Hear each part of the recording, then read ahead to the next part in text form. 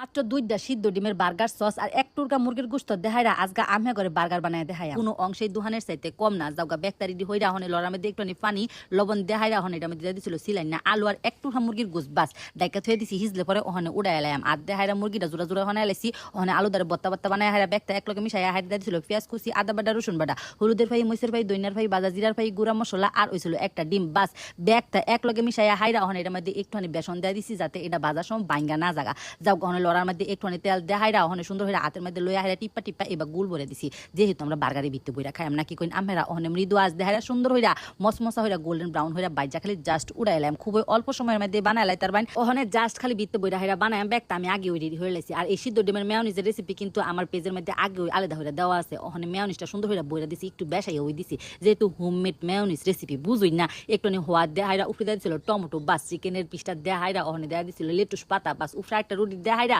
ওখানে জাস্ট খালি খাওয়ানোর পর দেখছি নিবালা দেখতে যেরকম সুন্দর হয়েছে এটা খাইতে তার চাইতে বেশি দুর্দান্ত আসিন অক্করে ওই দোকানের স্বাদে আসিন বাইত কম খরচে অবশ্যই এবার একদিন ওইলেও বার্গারটা টেরাই হইরা দেখুন যে বইকালের নাস্তায় বা পোলাফান্তের টিফিন দেওয়ার ক্ষেত্রে কিন্তু আমরা এই রেসিপি অবশ্যই টেরাই হতে পারেন। আল্লাহ হাফেজ।